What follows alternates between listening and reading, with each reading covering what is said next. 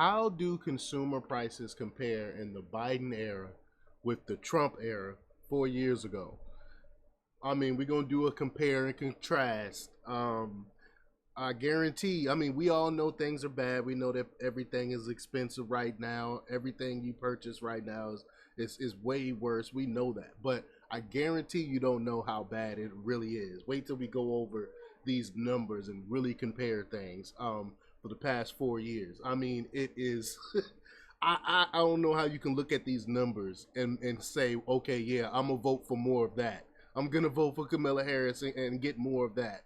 So we're gonna talk about it. But before we get started, go ahead and hit that like button, share this out so we can get this information out there. Subscribe if you're not already a subscriber, and hit that alarm bell so you know when I'm putting out new stuff.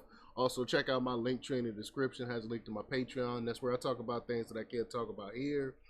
There's also a link to my Instagram and my X account as well, so follow me there as well. All right, so let's talk about this news. Now, this comes from Fox Business from Eric Revel, and he reports that the economy is the top issue.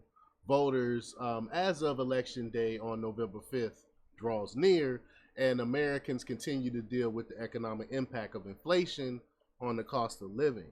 The presidential debate led off with ABC News moderator David Muir asking Vice President Kamala Harris whether Americans are better off than they were 4 years ago when it comes to the economy. She she never answered that question. Harris opted against directly answering Muir's question, and instead discussed her background and elements of her economic plan, which still none of that makes sense. I mean, she would not talk about that economy. Americans have struggled with the impact of inflation on their household budgets in recent years. Inflation surged to a 40-year high of 9.1% in June 2022 due to the impact of supply chain disruptions related to COVID-19 pandemic and elevated government spending aimed at mitigating its impact. Though the rate of inflation has subsided to 2.5 as of August 2024. Now, mind you, that's still inflation. It's still there. It's just not as high a rate as it once was. Americans' budgets are still stretched due to the price increases that have occurred in the last few years. Compared with 4 years ago in August 2020, when the country was in the midst of the pandemic and before inflation accelerated, prices are up just shy of 21%, according to Fox Business calculations. Wow. So here's a look at how the prices of key goods and services used by American households have changed as of August of this year compared with August 2020. So first we got food and groceries.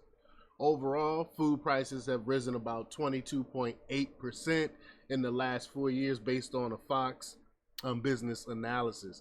Now, mind you, not in keeping with people's raises.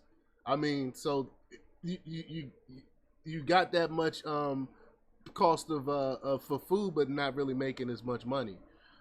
That figure is roughly in line with the rise in meat prices in the same span, which are up 22.6% since 2020.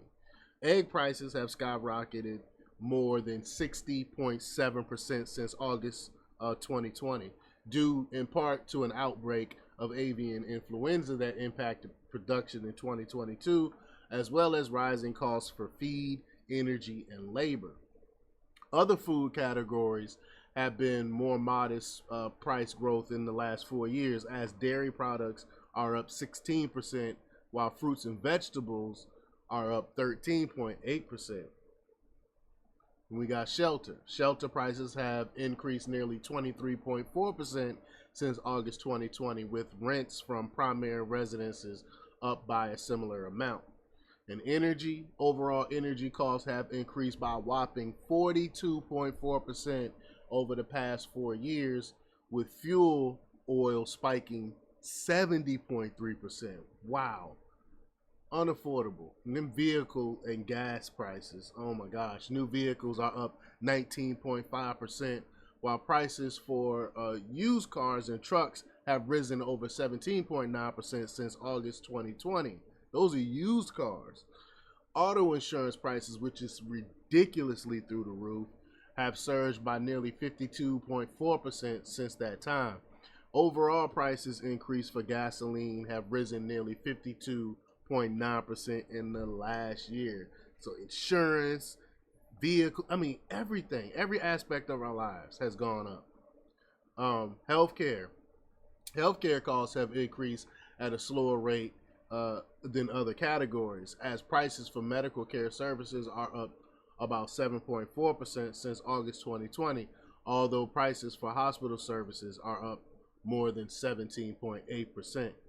Education. Prices for education and communication services, a category that includes tuition and fees for various levels of schooling, as well as internet, telephone, and postage services, are up about 7.9% compared with 4 years ago. Plane tickets. Airline fares have risen nearly 21.7% since August 2020. So, again, it's not one area of our life, it's not one aspect of our life that has not been touched by these horrible Biden policies, the horrible